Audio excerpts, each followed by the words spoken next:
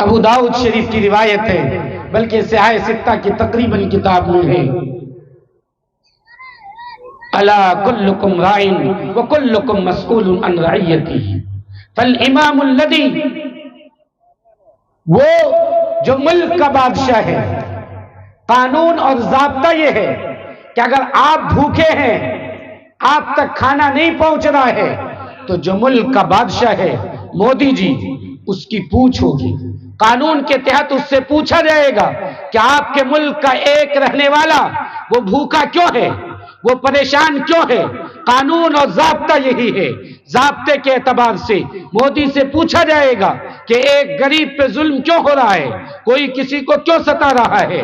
اور اسلامی قانون بھی یہی ہے کہ اگر مسلمان کا بادشاہ ہو تو اس کے پورے رعایا میں کوئی بھوکا نہیں رہ سکتا ہے، اگر کوئی بھوکا رہے گا مسلمان بادشاہ سے پوچھ ہوگی۔ آخر حضرت عمر رضی اللہ تعالیٰ عنہ کا وہ مشہور واقعہ کہ بھیس بدل کر وہ لوگوں کے درمیان جاتے تھے، یہ دیکھتے تھے کہ کون بھوکا ہے، کون کھایا ہے، کون آرام سے ہے، کون سکون سے ہے۔ ایک رات وہ گزر رہے تھے، دیکھا ایک عورت چولہے پہ ہانڈی چڑھائی ہوئی ہے، تیز آگ ہے، ہانڈی میں پانی بھی ابل رہا ہے، لیکن اس کے بچے بغل میں رو رہے ہیں۔ وہ کھانا نکال کر اپنے بچوں کو نہیں دے رہی ہے، بلکتا ہوا وہ بچہ سو جاتا ہے۔ حضرت عمر نے معلوم کیا تو بتایا یہ گیا کہ 3 دن ہو گئے ان کے بچوں کو کھانا نہیں ملا ہے، اور وہ بچوں کو تسلی دینے کے لیے پانی میں کنکر ڈال کر اسے ابال رہی ہے تاکہ بچہ سمجھے کہ کھانا پک رہا ہے۔ حضرت عمر رضی اللہ تعالیٰ عنہ بیت المال پہنچتے ہیں اور اپنی پیٹھ پر آٹا کی بوری لے کر لا کر انہیں دیتے ہیں، چونکہ امام کی ذمہ داری یہ ہے، جو گاؤں کا ذمہ دار ہے اس کی ذمہ داری یہ ہے کہ گاؤں کا ایک بچہ بھی اگر جاہل رہتا ہے، گاؤں کا ایک بچہ بھی اگر ان پڑھ رہتا ہے، گاؤں کا ایک بچہ بھی اگر غربت سے، فقر و فاقہ سے مرتا ہے، تنگ دستی کی زندگی گزارتا ہے، تو کل قیامت کے دن گاؤں کے ذمہ دار سے پوچھ ہوگی، گاؤں کے بڑے لوگوں سے پوچھا جائے گا۔ اگر آپ کے پاس زمین اور جائیداد ہے، مال و دولت ہے، گاؤں کے بڑے لوگ ہیں، تو اس کا یہ مطلب نہیں کہ آپ کی کوئی ذمہ داری نہیں ہے۔ اگر کوئی مدرسہ چل رہا ہے، اگر وہ مدرسہ تنزلی کی طرف جاتا ہے، وہ بند ہو جاتا ہے، تو آپ سے پوچھو گی، مالداروں سے سب سے پہلے پوچھو گی، جو گاؤں کے بڑے لوگ ہیں ان سے سب سے پہلے پوچھا جائے گا۔ آگے اسی حدیث کا ٹکڑا ہے، وَالرَّجُلُ رَاعٍ، کہ مرد ذمہ دار ہے اپنی بیوی کا، اپنی بیٹی کا، اپنے بیٹے کا۔ ایک شوہر اس کی ذمہ داری ہے کہ وہ دیکھے کہ اس کی بیوی بے پردہ گھوم رہی یا نہیں گھوم رہی ہے۔ حدیث میں آتا ہے کہ اگر عورت بے پردہ جائے، بے پردہ گھومے تو اس کی پٹائی کی جائے گی۔ عورت اگر شوہر کے لیے بنے ٹھنے نہیں، سمرے نہیں، کپڑا لا کے دیجیے آپ، زیور لا کے دیجیے آپ، بن ٹھن کر جائے گی، غیروں کو دکھائے گی، اور آپ کے سامنے بھنگن بن کے رہے گی، چمارن بن کے رہے گی۔ اگر وہ چمارن بن کے رہتی ہے، آپ کو شریعت نے اختیار دیا ہے کہ آپ اس کو مار سکتے ہیں۔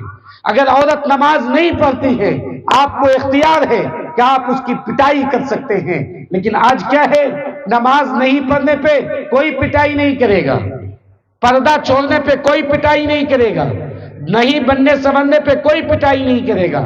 نمک زیادہ ہو جائے تب دیکھیے لاٹھی بیل کی طرح پیٹ رہا ہے۔ مارنا کیسا ہے؟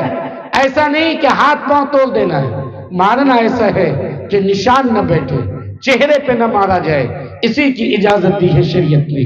آپ کی ذمہ داری ہے کہ اگر آپ کی بیٹی شادی شدہ بھی ہو گئی ہے، جوان بھی ہو گئی ہے، اگر وہ غلط راستے پہ جاتی ہے، آپ اٹھائیے تھپڑ، اٹھائیے لاٹھی، ماریے اسے۔ حدیث میں صاف آتا ہے، لا ترفع عنہم عصاک، کہ تم اپنے گھر والوں سے لاٹھی ہٹا کے مت رکھو، لاٹھی رکھا کرو، جب ضرورت پڑے تب مارو، بیٹی کو بھی، بیوی کو بھی۔ آج ہماری بیٹیاں غلط راستے پر، ہمارے بیٹے غلط راستے پر، ہماری بیٹیاں دوسروں سے بات کر رہی ہے اور غیروں کے ساتھ بھاگ رہی ہے. ہمارے بیٹے ڈیڑھ گھنٹے 2 گھنٹے موبائل پہ کسی سے بات کر رہا ہے، ہمارے سامنے بیٹھ کر غلط قسم کا ویڈیو دیکھ رہا ہے، اور یہ باپ، بے غیرت باپ، بے حیا باپ، اس کا ہاتھ نہیں اٹھتا ہے. اسے اٹھنا چاہیے، 2-4 تھپڑ اپنے بیٹے کو لگانا چاہیے. میں آپ کو بتلاؤں، حضرت ابوبکر صدیق رضی اللہ تعالیٰ عنہ حضرت عائشہ کے پاس آتے ہیں. شادی ہو چکی ہے، حضرت عائشہ موجود ہیں، اللہ کے رسول موجود ہیں. حضرت عائشہ اور دوسری بیویوں نے اللہ کے رسول سے خرچہ کچھ زیادہ مانگ لیا تھا. اللہ کے رسول ناراض تھے.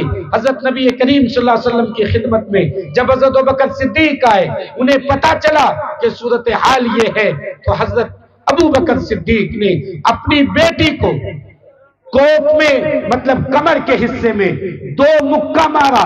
کب؟ شادی کے بعد، شوہر کے سامنے. آج اگر باپ جوان بیٹی پہ ہاتھ اٹھائے، ماں فوراً کہتی ہے کہ کہیں جوان بیٹی کو مارا جاتا ہے. شادی کے بعد باپ کا کوئی حق نہیں. بیکار بات ہے.